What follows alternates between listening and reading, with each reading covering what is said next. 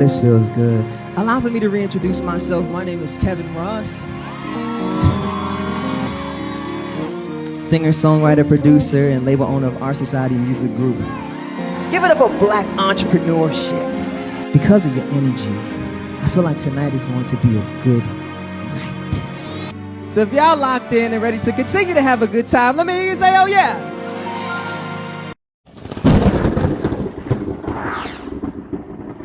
How's it going, man? Yes, going well, going well. Good, good, How's good it? to see you. I feel like we've talked before, correct? I think 2021 or so. Yeah, it's been a while, man. Good to see you. It's it's definitely been a while. Yes. Um, yes, I mean it's been interesting just to see how you have been progressing as an independent artist over, I think you just said 11 years you've been in the industry. How has Mhm. that journey been? It's been full of ups and downs, but I'm super grateful, you know what I mean, that I still have endurance. That there's a lot more left in the tank, to be honest. It feels like, I'm just getting started in the sense of like the independent journey. I've been independent for 5 years now out of that 11. And so I feel like I'm, getting my footing there and just kind of understanding, my place in the full gamut of just the music industry, you know what I mean? Like how I can contribute and all of that good stuff. So I'm excited about that. I must admit, I mean, I just went for your Instagram page just as I was waiting for you. And, Yeah. it's impressive how much you have to do as an independent artist to promote yourself. But it seems like a Yeah. lot of work, especially when, you were born as a creator. So, Yeah. singing and performing and stuff, and how Yeah. to balance that element of your life with having to now get promoting yourself. Yeah. I think a lot of us would struggle. How have you managed to do so? I mean, I think about it just as it just needs to be done. So I can't necessarily even think about it as like, to say, oh, I don't want to do it or I feel like I don't need to do it. It's like, when I look on Instagram, when I look on TikTok, when I look on all of the social media handles, what I see is people promoting themselves, whether it's their brand, whether it's a dance, whether it's a product. And so I'm like, if major corporations are doing this and they're using other small influencers to do it or whatever, it's like, what makes me any different? I cannot exclude myself, and I'm not the one exception to the rule. So I have to make sure that I'm being an artist and a businessman, and making sure that my product and my brand is out there as much as possible. Not to the point where it's like painfully annoying, but if I got a new song out, I have to promote it. It's not like, I put the song out on Friday. Like Tyler, the creator, said, he's like, look, if I work this hard on a record and I think it's dope and I feel a certain type of way about it, I'm gonna let you know. And just even with the algorithm of Instagram, no matter how many followers you have, you only get about 7% of your followers as far as with the engagement of it. And that's not fair at the fact that you've earned those followers and then you have to pay to actually engage with them and interact. So you're battling with that as well. But you have to fight the good fight. So that's where I stand with it. I mean, and I say this thinking about, I mean, I probably interviewed over 200 people, and I do this part time. When not part time, even kids in bed, I quickly do this, and I guess not understanding the how you battle against. You mentioned algorithms, and Yeah, especially when you put out good stuff, it yeah, doesn't seem to respect good stuff. But if you were putting out some very sleazy, very controversial stuff, it's like, okay, yeah, we need to get this out. yeah. That must be a challenge in its own as well. No, to be honest, I think as artists and as creatives, we have to have forgiveness, you know what I mean, as a part of our DNA in order for us to What do you mean survive. forgiveness?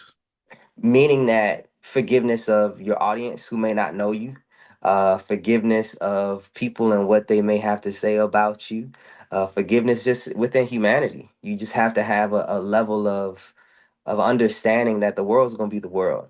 and that you're placed here for a reason and for a purpose, and in hopes to change it or to make a shift or to, you know what I mean, even if it's something that's gradual. And so for me, that's why I feel like every creative, they don't.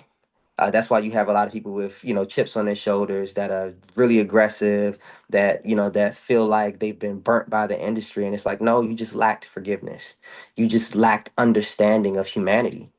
Us as human beings are destructive at nature, right? And so, with that being said, I'm not surprised when something blows up that everybody's eyes turn to it, right? Like in America, we have a holiday, the 4th of July, where all we do is just blow shit up. You know what I mean? Like for the sake of like independence, and like we blow it up in pretty colors, but it's Yeah. still destructive in nature, right? But that's the thing. People are naturally obsessed with controversy, with just the low vibrational stuff, because that's what we're fed each and every day, right? So if you're fed low vibrational stuff every day, then that's what you want to consume. But I can't be mad at humanity because I'm a part of humanity, right? There's a part of me that feeds into sometimes that low vibrational shit, right? But I have to be cognizant enough to say, snap out of it. You know better. All right, now let's go into some more high vibrational stuff. Let's turn this off. Let's shut the social media down, or whatever I'm watching that's keeping me deterred or distracted or depressed, or whatever the case may be of how that low vibrational stuff makes you feel. So, as an artist, it's just like you really have to be aware of humanity and what you can do to change it, even with your future audience. Like, every artist starts off at zero, and then when you become somebody, you can't be mad at the audience that loves you, right? You like, well, they weren't with me from the beginning. It's like, of course not, because they didn't know who you were. Like, the world can't just know you instantly at once because you're talented. You have to literally prove that point over and over. Just like when you go out on a date with a girl or whatever, it's like she's just not gonna instantly fall in love with you, like just off of the first date, or saying hi. That Mm. would be nice, but you still have to put work and effort in. So that's what I mean by forgiveness and understanding and compassion towards humanity. Because that's what we need. Yeah. I did see you mention somewhere about having a message in the stuff that the content you put out. And what is the general message that you feel compelled to share in, whether you're music or when you're performing? I mean, at the end of the day, we're just instruments. You know what I mean? We God's instruments. My whole mantra, as far as even with my company, Our Society Music Group, is that I'm God engineered and vision driven. So I understand where my gifts lie. I understand like that this thing don't work without him putting a battery in my back. And so that's kind of what I want to put towards everybody, is to understand that this thing is bigger than just you. You know what I mean? Like, we are a collective, we are a community, even if it's a small fragment of me just putting a smile on somebody's face and making them feel good. You know what I mean? Like, that's what it's all about. And sometimes the feel good music allows for me to have these type of conversations, to say it's deeper than just like, ooh, girl, I love you, or hey, we love the world. It's like, no, like, I'm a God-fearing man above all else. And so I'm going to make sure that that's a part of my agenda. That doesn't mean that I'm trying to convert people over into a particular religion or a faith or a spirit, but Mm. I believe that there is something, someone, or whatever that is bigger than us, that has us here for a reason to coexist in a community. This is not a main character mode type of situation where it's like, you know, maybe I'm the only thing that's real and everything else is programmed. It's like, no, like, no, life will teach you that, yeah, it ain't about you, it ain't that deep, and you ain't that special at the end of the day. Not to say that in like a, a negative That's way, right, but it's yeah. like it is what it is. So yeah, if I can just, steer people in the direction to make them feel good, to make them smile, you know what I mean? Like, I feel like at this point right now, every little bit counts. Is it easier to channel you yourself as a vessel to share positive love and positivity as an independent artist, compared to when you were signed to a major label? Do you think you were less you was yeah, even though you had a machine that could increase the width of your reach, but did you feel as if the vessel that God had created was a little held back, or do you think you could have even if you could still have been this version of Kevin Ross if you were still signed to Universal or Sony? Hindsight is 2020. I would completely say no. Everything happened the way that it should have, to be honest. I needed to go into the system. I needed to leave the system. And I needed to build my own machine as well. And so in order for me to be here and to speak like this, all of that had to occur. So I'm grateful for all of it. I'm grateful for, all of the years that I felt like, oh, what are we doing? Like, what am I doing wrong? And It's like it was all needed to say I needed to understand that I needed to have vision. I didn't have vision. I was just going along with whatever life threw at me. You know what I mean? It was just kind of like, okay, well, whatever life presents. It's like, no, dude, like you know that you can like steer this thing. Like you have a option to like navigate through it. You was given territory to take care of. And so I yeah, like if I was still in the system, I wouldn't. Nah, I don't think I would be talking like this at all. So I'm grateful for it all. I'm grateful for it. Yeah, Yeah, I think that's the because back in the day, the dream for every artist was to get signed, get signed, get signed. yeah, That's almost the buzzword. And then you get signed and you get robbed, but it's like, well, I'm still signed. So, yeah, yeah, I but I think you come across as an incredible businessman, which for the way the music industry is for independent artists seems to be a really hard balance to pull off, to yeah, be able to put out music and still be able to expect to make money from music and not have to go out and tour and sing covers. yeah. What I mean, how did you get into the mindset of okay, I need to get my ducks in a row, the business in place, and then let my amazing talents be shown? I mean, I had to separate it to say that, what I create, every project is a product, right? And it is a season of where I am. And then once I create it and I put my emotion into it and my heart into it, I have to literally say, okay, it's done, detach. Now, this is the new product from Kevin Ross. Just like Apple creates phones and stuff like that, it's like I have to then say, this is the new product for Kevin Ross, love up tempo, right? And now I have to speak to my team outside of myself because the more invested you are in your product emotionally, it becomes a tricky situation, right? Because then you start to react to the team if they don't like the product in a certain way, or if they are mismanaging it, it becomes a personal thing because it's like, oh, this came from my heart and you can't do this, you're fired.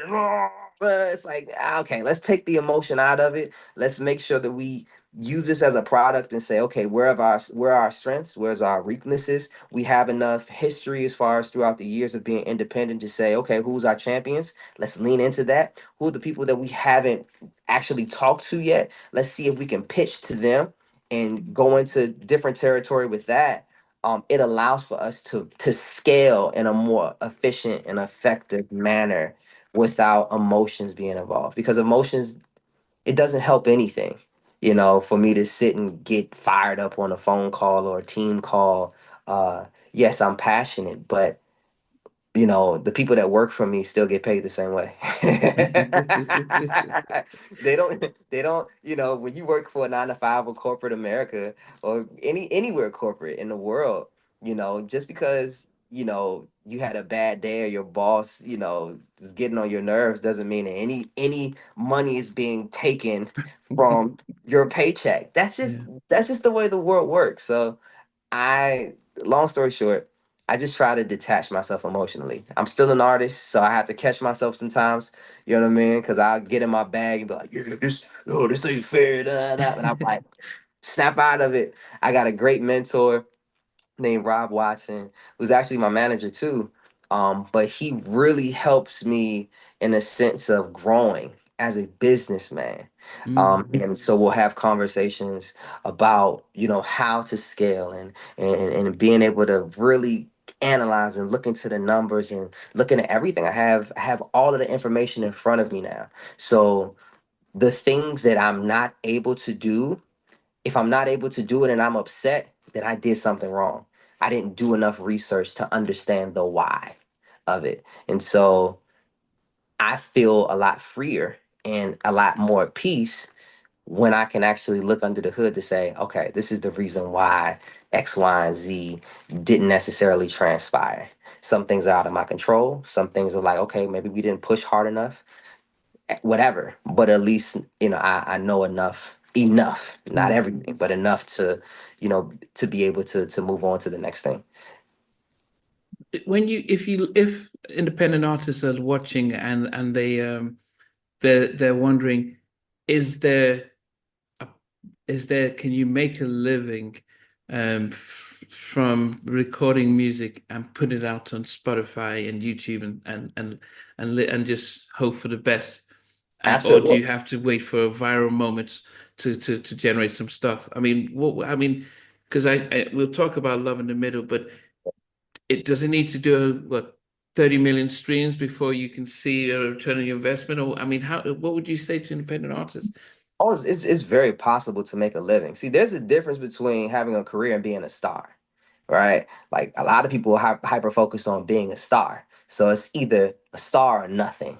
So I don't know, I just get 30 million streams. It's like, yeah, but you can still make a living. So for every million streams, you still get on average about 2,500. And that's just on the master if you own it completely. We're talking 100%. Now, if you're doing business with a distribution company and they take 20% to 50%, then that goes down to maybe, 1,250, if that's 50% of it hypothetically. But for every million streams, that stuff counts. So if that's only one DSP, so now we're dealing with a multitude of maybe close to 100 DSPs. We only focus on the big five or six. Spotify, Apple, Pandora, Tidal, Amazon, I think. Amazon. Then you got the other ones like Deezer and all of these other like DSPs that are looking for champions. See, we get hyper fixated on the bigger things, right? It's like, oh man, I got a placement on Spotify. And it's like, great, but they may not like your music. That particular audience may not like what you do. That doesn't mean that there's something wrong with you. You just may not have found the right platform to champion you. There could be the one that's ranked 30 that's waiting for you, that's willing to put whatever budget they got in front of you. But that's the thing though. The more that you diversify, the more that you have as many platforms on the table, the more money that you can possibly make. Certain ones are gonna be duds. And then that's just what it is. But if you only shoot a couple shots and say, all right, cool, I'm done for today, then you get what you give. That's what I'll say to independent artists. You get what you give. The more you shoot, the more relationships that you create, the more research that you do as it pertains to how to make money, right? You don't need 30 million streams. You don't need to go viral in order for that to happen, but you need to be smart with your money as well. If you only had $500 or $1,000 to record a project, I wouldn't spend that $1,000 in like paying another studio. If I had $1,000, guess what I would do? I would invest it and build my own studio. And when I say build the studio, that means buy, uh, you know, inexpensive equipment so that anytime that you need to record, you don't need to spend any money anymore. That's the problem as far as with a lot of indies is that they don't have this. They don't know how to record themselves. They don't know how to even give like an impressionable mix. And I'm not sitting there to like chastise people. I just want better for the independent community. Even for the genre of R&B as a whole. The future of R&B is independence. It has nothing to do with sound. It has nothing to do with sonics. It has nothing to do with bringing back, redigging up Marvin Gaye or redigging up Sam Cooke or like reimagining like all of these great people. They were great. Leave them alone. You know what I mean? Like there will never be another Stevie Wonder. Let's not like we're not here to recreate that. But what we are here to do is to learn the lessons from those artists on the business end. As extraordinary as Mm, they were more extraordinary artists that got screwed over in their business deals and in their dealings, and they died broke. mm, I'm not trying to relive that. yeah. If anything, I'd rather be half as extraordinary as them, but actually die with money that I can pass down to my children and to my children's children. That sounds Mm, like a better deal to me. yeah. The future of R&B is independence, not a sound, not an artist, not a champion. It's the business of it, and we don't have that. Name the Master P of R&B. Name the Brian Williams of Birdman of R&B.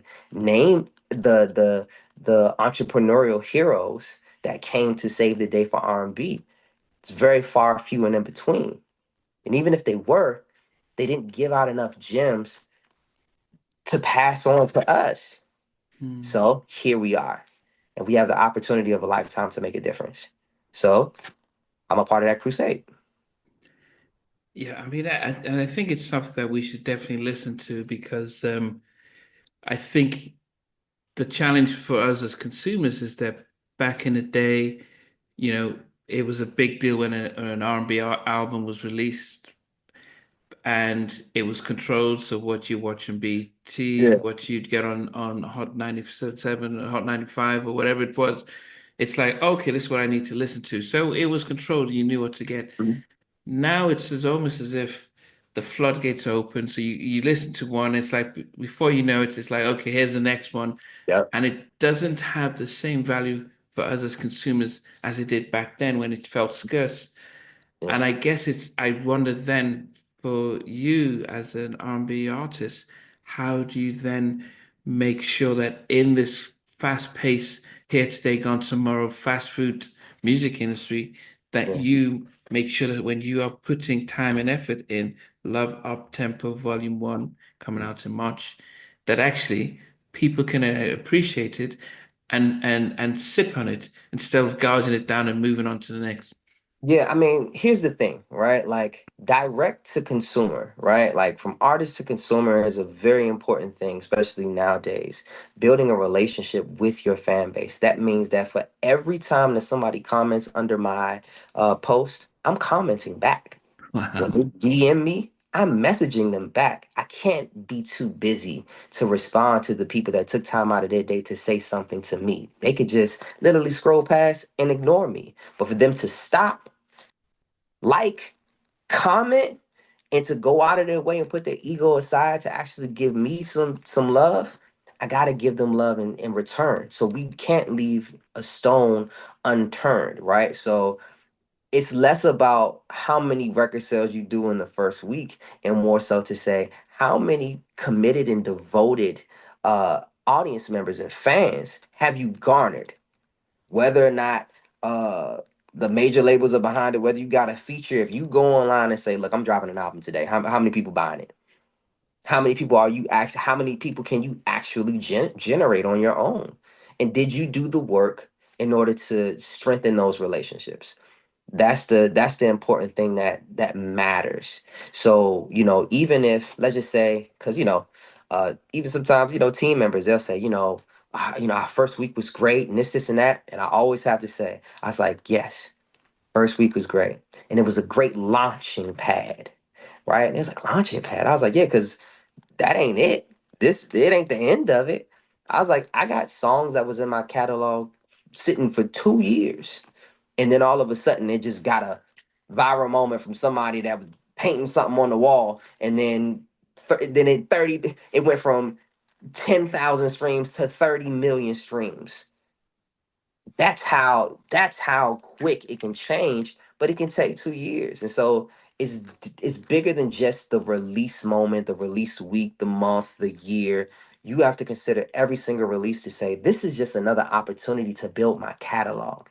right? So for every time that I come out and I come out with a single and I do radio, I'm not just doing radio because it's the only thing that I do, but I'm a touring artist as well. And so the best way to reach people that actually love to go see shows, they actually listen to the radio or they listen to Sirius XM. Shout out to Sirius XM.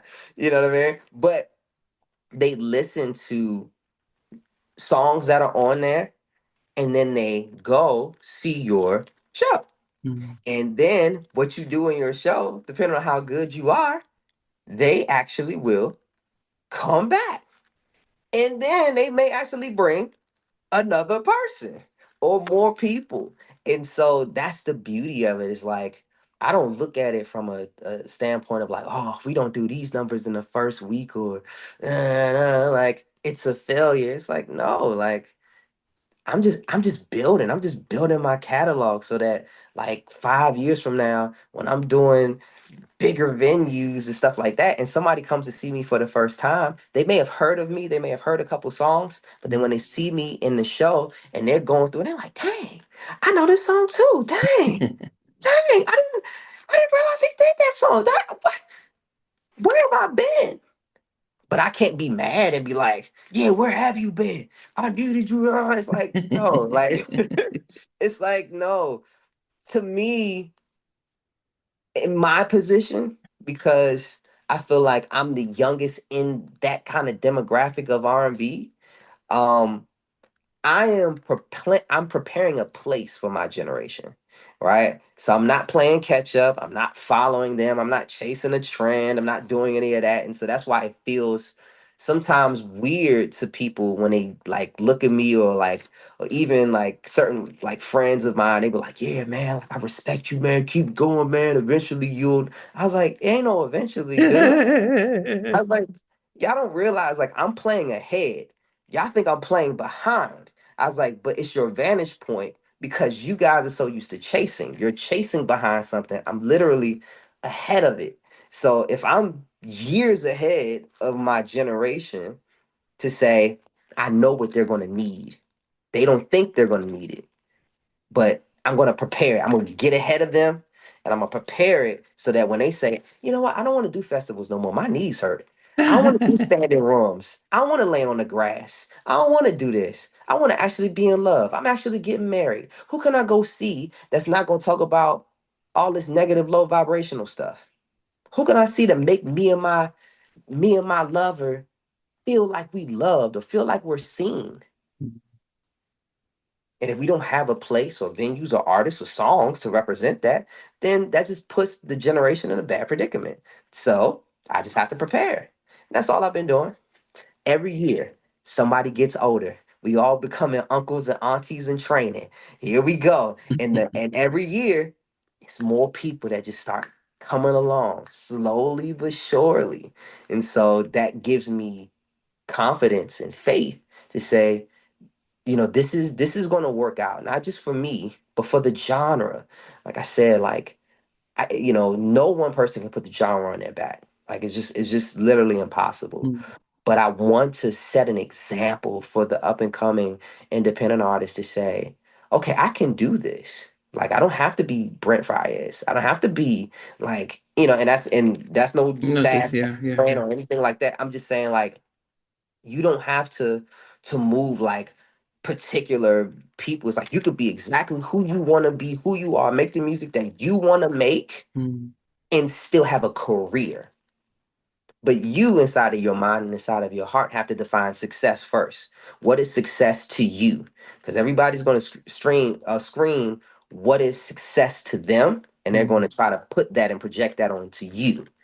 But if you don't haven't made up your mind to say, okay, well, all I really want in life is X, Y, and Z. Or if I can literally pay all my bills, I've been successful. That's why I made the post. I've been successful for 11 years, right? It doesn't mean that I'm content. It doesn't mean that I'm complacent. It just means that I set a goal to say, I just wanna do what I love to do, and that's music, and have that pay my bills. I don't want to think about no other job. I don't want to think about doing odd end stuff and working Uber or Lyft. And there's nothing wrong with that. Yeah, yeah, But yeah. I wanted to get to the point where I could just purely just use my gift to pay my bills and all other expenses, right? Like go on vacations because of my gift. Like that's success to me. All the other stuff, as far as oh, you're a superstar and you made it on, that's the extra bonus stuff. That's the stuff that's the white hot light that can last for 5 minutes, 5 years. It all depends, right? You never know. And some people are fortunate enough to have that moment, whatever. But success to me is to be able to provide and Mm. to be able to do it without having to stress. I haven't had to stress over money for 11 years. Wow. So that's wild to me. Now I got other problems. I got other issues Yeah. and troubles and worries and stuff like that. Don't ever get it confused. Like when people say it's like more money, more problem, it's like when you get money out the way, you actually realize you be like, oh yeah, I'm grateful. But oh, I don't like this Mm. either. Right? So that's the joy of it. So independent artists out there that's listening, um, do what you love to do. You can have a career, you can make money, but just set your goals, set your intentions before anybody comes in and put their intentions and their hopes and dreams on you. So, I think just, I mean, when you said this, I mean, my role, I'm a therapist. And so, but one of the challenges is that I noticed that within our community, whether mm, here in the UK, in America, or even around the world, we don't do therapy well. We go to church when we should go to a therapist. And I do wonder when you, you're being able to pay bills as a recording artist, mm, but then how do you deal with the other pressures and the stresses that come with, being independent and having all of this stuff going on? mm, Because I do want to not just inspire up and coming artists who might be facing that, thinking, "Oh man, Kevin is doing it right. I should go for it." But when things do get tough and yeah. stress and pressures, how do you manage that? Uh, my therapist when I was doing therapy and during COVID and stuff like that, he said you have to treat your emotions like leaves on a lake. Oh, so And you even went for therapy. Wow, so that's good to hear. yeah, so he said treat your emotions like leaves on a lake, and the same thing as far as stress and trouble. If it's a lake and it's a body of water, right, and there's problems and there's issues, normally our natural reaction is to jump into the lake to clean it out, right? Versus allowing for it to exist and to say this will pass, right? Like for the things that I can't control, I will, but for the things that I can't. I have to allow for that to take its course, right? And I can't allow for it to like ruin my whole day or like, I just have to kind of deep breathe through it and say, all right, this is where we at. This is what is going on. It's not the end of the world. I have my health. I got my strength. I got my mental faculties. That's when I kind of do a self check of me to just say, all right, go into grateful mode. Like the glass is either half full or it's half Mm, empty. What type of conversation we finna have, Kev? Let's have the half full conversation. This is mm, what I'm grateful for. I'm grateful to have my family. I'm grateful to have this. I'm grateful to have people that I can call on the phone to complain to. You know what I'm yeah, saying? If I need if yeah, I needed to. So like I said, like I'm human, you know what I mean? And so I have those moments, but I do have enough tools that I can kind of pull from to say, all right, it's okay for you to have the moment. You good with your moment? All right, let that go and continue to take it one step at a time. You know what I mean? So I don't try to like pile it on because it's mm, easy to pile on in your mind and emotionally.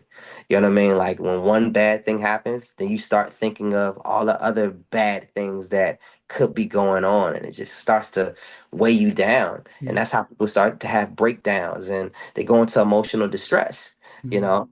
Um, but for me, I'm like, okay, this is one bad thing. I could think about all this stuff, but I got a family that I need to tend to. Like I gotta make sure that they are good. I gotta make sure that like that my house can't fall down because I stubbed my toe. You know what I mean? Like that's a terrible comparison, but it's just like, but No, it's yeah, one of those things where it's like, yes, it could be a personal affliction, it could be something that happens in your world, but everything that I love can't suffer from it. mm, Like, I can't allow for that to happen. I have to protect that at yeah, all costs. yeah. I think one of the things you mentioned about the gratitude stuff and being able to see the glass half full helps develop a positive mindset because when you don't you can get bombarded with negative mindsets. So you Yeah. mentioned about having a level of success that you define because it's quite easy to start looking at others and think I'm not there yet, and they compare themselves among themselves, and that's then all of Mhm. a sudden you're now chasing something that's not yours, and that then can have an impact on your mindset. So I like the fact that you spoke about actually setting your own standards. I like the fact that you spoke about gratitude because that helps your mind to say, okay, yep, there's still so much to be thankful for Yeah. despite the setback. And I really appreciate the fact that even as a black man who's has a successful career, you can still see that actually, if I can seek help for my physical health, it's important to also make sure that my mental health is taken care of. Absolutely. Now, I listened to Love in the Middle, Yes. and I think I don't know if it's because I did a show on this artist a while back, but I got the vibe of a song that probably could have been on a Thriller album. Oh, And wow. And and maybe, it may be just because I'm a massive fan of Rob Temperton and Yeah. his type of writing and how Quincy sort of married the music together. Yeah. But it was something about the Love in the Middle, and maybe it's the production because it felt as if you were using live instruments, like somebody actually playing the bass and stuff. Yeah. It didn't Yeah. sound manufactured. It could have been like, well, goodness, but it felt like, okay, you got a band in there, they're playing stuff, and Yeah. then you're singing it. And so, and then you went back to the 90s type of background singers, joining in. So Mhm. it just had a really massive feel-good vibe to it. So I wanted to just talk about the creative part of it and how you got that sound that actually just really felt authentic, and it felt like stuff that if back in the mint condition were like this, you listen to the record, you see them on tour, and you knew Mhm. you were going to get the same thing. Yeah. So just talk about how you created that song and how you got it to sound like as rich as it did. Yes, sir. Well, I can't take complete credit for that. Shout out to Lewis York, and that is a group that consists of Claude Kelly and Oh, Chuck. we so crazy guys. Yes, yes. Oh, okay, Yes. okay, So yeah, we've known each other for a couple years, and we actually did kind of like a radio event together, and that's what kind of sparked the idea of us collaborating. And so once we kind of talked about it, a couple of months later, I go down to Nashville, and we start to formulate ideas. And so they're like, "All right, Kev, so what's going on? Like like." We know what we want to do as it pertains to like working with you, but what do you want from out of this? And so I kind of say, look, here's the title of the project that I'm working on. It's called Love Up Tempo. And so I was like, I don't want anything that's slow. I don't want any ballads. I said, I want everything to feel good. And I said, but most importantly, I said, I represent the blue collar lover. I was like, I represent the nurses, the doctors, the UPS, okay. workers, the post office people, just everyday people that get up and bust their ass in order to make a living for themselves. I said, I feel like they've been overlooked and underserved as it pertains to music. I said, I feel like music doesn't reflect or say to them that I see you and that I understand. Everything is very fantasy like and over the top. That for that 27 or 47 to 67-year-old woman that comes home and she done worked hard and her feet hurt and all this stuff is like, what can she put on from Pandora that's new that can make her feel good? And so when I explained that to them, they were like, ah, okay, we can work with that. And Chuck had this loop The boom boom doo doo doo doo doo doo doo doo doo doo doo. And so he's playing that on the keys. So me and Claude are coming up with melodies and stuff like that. And so then all of a sudden, like we get this phrase, the da da da da da da da da da. And so it's like, okay, this feels good. And then once we landed on Love in the Middle, it was like, yes, yes. I was like, this is great because I was like, now we can encourage people to just kind of slow down and actually focus on the things that they love. Put love in the middle of everything that you do, right? And so we didn't want it to be like a philanthropic song. We still wanted it to be R&B at its core, but we wanted for the song to have as many meanings as possible, meanings that you can interpret. Love in the middle of, when the red light is on and you with your, with your significant other, you can put the love in the middle for sure. But also, you can put your heart into your work or to your passion. You can put love in the middle of your family. It can mean so many different things. But what I've really uh feel like we executed was this kind of like euphoric feeling of like, okay, if we play this song, will people want to hear it again? And as we were listening to it, I was like, yeah, this feels good. And I left the studio. That's the first thing I played. Then I'm driving. I'm like, I can't shake this thing. I was like, let me play it again. I was like, I can't shake this thing. And so for me, I automatically go into business mode to say, all right, Kev, do you think that this song is too old for you? Is it something that, the skews an older demographic and right? It's like I've really go into these modes. And so I have these battles like within my mind where I'm like, well, Kev, this feels good. And, and then something hit me one day. It was actually one of my supporters, and she was just like, shout out to Kevin Ross for making high vibration R&B. And I was like, vibration R&B. And I was like, I messaged her back. I was like, I love that. And I was like, I'm going to use that. Shout out to Promise. Thank you, Promise. But I was like, I'm going to use that. And I was like, yeah. I was like, for this whole time, right? Like people have been trying to like they'll say all of these words to me like, "Oh, your music feels so old, or it feels like this, and it feels like that, and no, you're too young to." And it's like, no, it's like there's nothing wrong with the music I make. It's just a different vibration than what you're used to. You're used to somebody being this young making lower vibrational music. But I make music that is of high vibration. That's why I say within the song, I said, well, Earth, Wind, and Fire would say it like this. And then we start to go into a more of even a higher vibration as far as on the vamp. And so that stuck with me and it still sticks with me as far as within Love Up Tempo, where it's like, I'm not going to allow for anyone to make me feel crazy or to make me question the reason or why I do certain music. If it feels great to me, then now I have something to actually that I can name it to say, no, this is just what did I say? A high vibration R&B. That's it. It's like if you don't like it, that just means you vibrating somewhere else. That's Yeah, not yeah. to judge anybody. It just means that you vibrating somewhere else and it's not for you.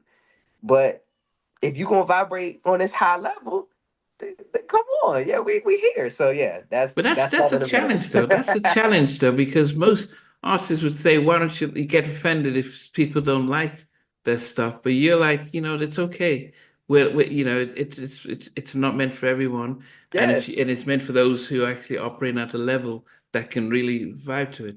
yeah. I mean, look, it's just like restaurants, right? Like or any type of like service, right? Mm. It's like, okay, you go to you go to the mall or a shopping center or whatever the case may be. You have your McDonald's and then you have this 3 to 4 5-star restaurant. There's nothing wrong with neither because you're going to get fed, right? Yeah. However, you would hope that within this 4 to 5-star restaurant that they're using a better quality. And Mhm. sometimes for the first time when you go inside of a 4 or 5-star restaurant, when you eat the food, if you don't have the palate for it, you don't know how to receive it because you've never had that quality. So sometimes people would be like, I mean, it's just whatever. Like, I don't know why I'm paying for this, right? Or it tastes weird. It tastes nasty. Oh, I'm gonna go back to McDonald's, right? It's like it's okay, right? Like the owner of that 5-star restaurant understood that it's like we're not McDonald's, and we're clear that we don't make McDonald's food, so we're not gonna make McDonald's money. Mm. However, if you do want to experience something that is of better quality, it's here for you. And we understand if you don't like it. It's okay. We're not here to bash you. But if you want to try it again, we'll still be here. But McDonald's is here for you too. You know what I'm Other saying? restaurants and fast food joints are it's, available. it's but it's nothing wrong with neither. I Yeah. just had to look at myself to say, Kevin, do you want to be McDonald's, Wendy's, Burger King, or do you want to place yourself at a higher regard? Yeah. And like I said, nothing wrong with neither. Sometimes you look at McDonald's, you be like, dang, McDonald's is killing it, man. They're really they're really having their way with the people right now. Yeah, yeah. Look, I mean, going back to the song though, and as I said, I think I could, if Bruno Mars came out with that track, Yeah, we wouldn't be surprised. That's I think it's as I said, I got the vibe of something that Mike would have had on his album, yeah. but then again, in another part of thinking, okay, I can see Bruno Mars, Hmm. because when you listen to it or even watch some of the little small videos you've been putting out with it, Yeah, you seem as happy as happy as what you're singing about. yeah, It didn't feel as if it's just like you're just singing a song. You can actually feel you being happy singing it, and you can hear that. yeah. And it is quite a unique endeavor to do that. Was it recorded with live instruments or was it just programmed? I'm really impressed. But as I said, the Yeah. musicality behind it as well is really what really got me as well. Oh, thank you. So it's like part program, part live instrument. So Okay. of course Chuck plays keys, I play Mm. keys. And then once we laid down the demo just with keys and some synths, um, Chuck went in and did some drum programming, and then he added bass, live Did he bass. put, oh, that's as I said, the Yep. space sounded live. That's what, Yes, okay. bass sound is live. The acoustic guitar is live. The electric guitar is live. Okay. So yeah, so there's a lot of things that make it come to life. That's, yeah, makes a Yeah, massive difference. What yeah. about the background vocals? Who's doing all the backing vocals? Is it you or? It's just me. Okay, okay, okay, Just okay. me for sure. Yeah. As I said, and I think it's yeah, and it's the lost start where everyone just programs stuff, and as I said, I could tell that actually felt like it was live, because that means that when I do see you live, Yeah. it would sound as if just at the record. So, as I said, Mint Condition, they were so amazing when you used to buy their music, because if you see them live, it sounds like the record. And I can Absolutely. just imagine seeing you perform Love in the Middle live. It would be just what I've listened to. I would What hope are so. we For going sure. to expect on the rest of Love on Temple Volume 1 coming out on the 21st of March? I am so excited about Love Up Tempo because it offers something different from me in particular. Not to say it's like, oh, you've never heard this before. It's like, no, it's just a different sound and a different vibration for me. Mm. Right? Like I said, there's no ballads on here. Okay. There's no quote unquote vibes. Like everything is intentional. It is really high frequency. And yeah, I just feel like it's just a great time. And I feel like it's something for everybody. Like you could put it on and like literally wake up in the morning to it, or you can go to bed. It's an all purpose project. And so March 28th, I'm Oh, 20, excited. I thought it was 21st, but it's have you Oh, changed? no, yeah, it's all good. March 28th, yeah, it Okay. gets lost in translation. But yeah, so um no, I'm really excited to see what people think about it. You know what I mean? And then also to allow for it to grow with people. Mm, That's the most important part to me is like not just the initial, but it's like once you live with it and wear it and put it in environments, and that's when you really start to get the true and honest nature of it. Like, I put out this one project called Drive 2, and like, it started off cool as far as the release, and then as time progressed, you saw how well the album matured, in the sense of every record, right? I only could afford to go to radio once, so that was my one shot with the song called Looking for Love, right? But then other records from off of the project started to peek its head out, as far as streaming wise, or like, having to like go back to radio and get a new budget for a record called Sweet Release. And so all of a sudden now, like, I think every record on that project, has a life of its own. You know what I mean? And streams very well, like abnormally well, for album cuts, for the music that I do. And so I take pride in that, to say this is a marathon. And so when I look at Love Up Tempo and the anticipation of it, I look at it in a sense to say, okay, there's the initial, and then there's later on. Yeah. And you only hope that the work that you put in, the love that you put into it, that it will last, and that it will endure. And so, I don't make music just so I could say, "Oh, we had a moment, we got him, we went number one," Yeah. and it means nothing next week, but I got number one. It's like, nah, you gotta really live with it. So I hear my baby boy crying downstairs. Oh, So I don't want to like abruptly. yeah. No, no, no, But no, I, no, I know that this is like no, no, no. I it's guess. coming to a close. Yeah, yeah. I mean, just how many songs should we expect on it, and who's going to be handling production? Yes. So it will be 5 songs on this particular EP, 5 songs on the next one, Love Up Tempo Volume 2, and then we'll come out with an album later on this year, production by your boy, Lewis York, a fellow by the name of Killstone, a fellow by the name of Lamav. Let's see.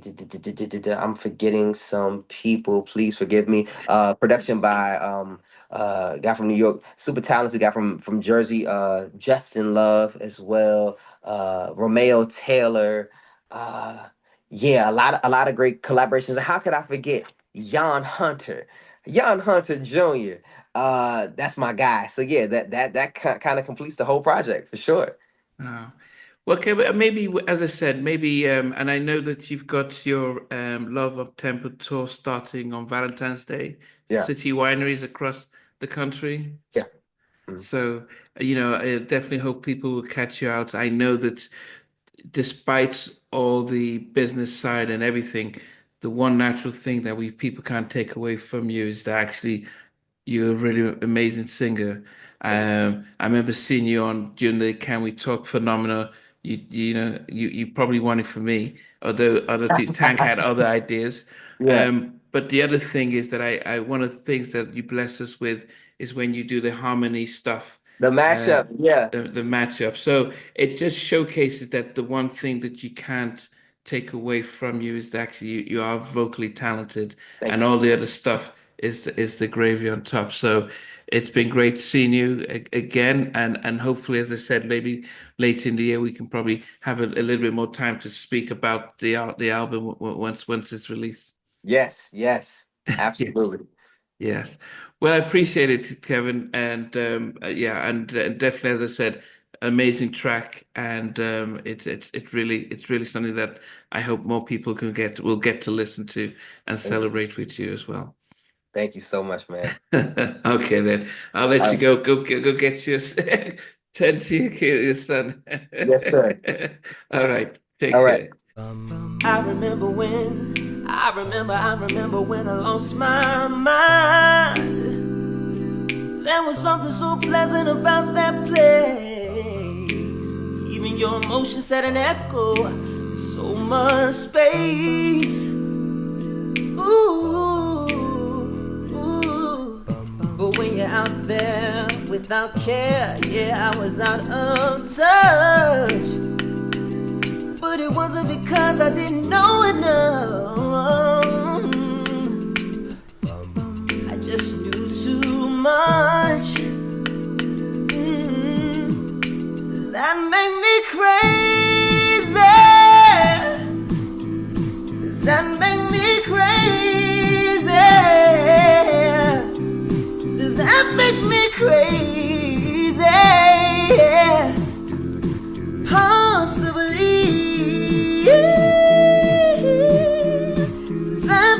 me crazy.